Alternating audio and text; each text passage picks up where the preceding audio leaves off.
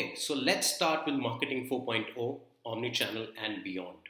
Let's move into our first section of understanding what essentially Marketing 4.0 is all about. But before we get on to that, it's important to just look back and see what have we read so far in the subject of marketing.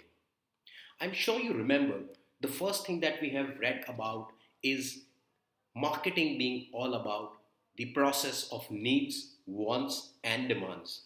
In fact, 200 years before, it was Adam Smith who, in his landmark work of The Wealth of Nations, talked about the concept of marketing.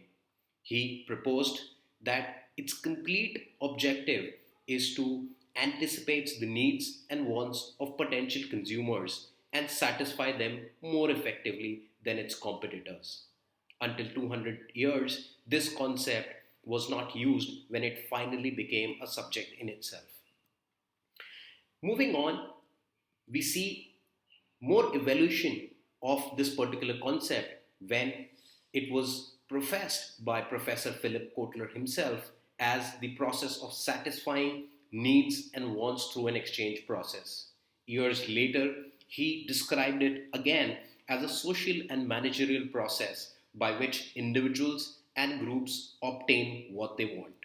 And eventually, we've also heard about various market orientations or the various segments within the subject of marketing, often known as B2C, which is business to consumer, or B2B, which is business to business, or C2C, which is consumer to consumer. These segments are ever evolving.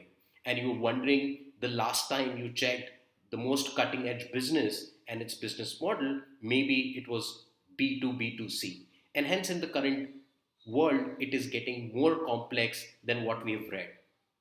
And finally, let's look at our landmark four P's of marketing: product, place, price, and promotion.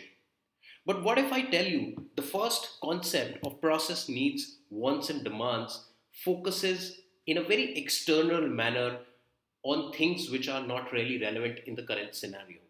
I think if we look around the way leading businesses globally, right from an Amazon to an Alibaba to a Walmart, are being structured, they put consumer at the heart of everything. And hence, it's important to unlearn or, in fact, relearn this concept of process, wants, and needs. And hence, we introduce something called as CVP, which is called the consumer value proposition.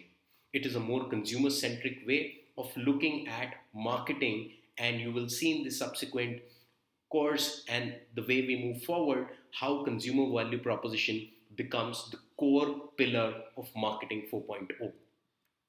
And eventually, more than satisfying needs and wants, we have moved beyond in the current age as brands and businesses where it's more about capturing the value, and hence the concept of value capture and something which we call as WTP or willingness to pay. It's all about capturing the value within the entire supply chain of the business, the value that you're creating as a business, and there should be an equivalent willingness to pay from the consumer side. Businesses who are doing this and understand this concept are the ones that are leading the Fortune 500 and also are becoming the new unicorns now. Thirdly, we'll move on and we'll deep dive into something called as unit economics model. So we'll go beyond the concept of market orientations or segments within marketing traditionally called as B2C or B2B, but we'll look at the underlying concept of unit economics model. Once you're able to understand what a unit economics model is, you'll be able to have a greater degree of control and freedom in terms of thought and mindset of envisaging any future business that you would want to do. And eventually, we'll go back and question the four P's that we've read so far.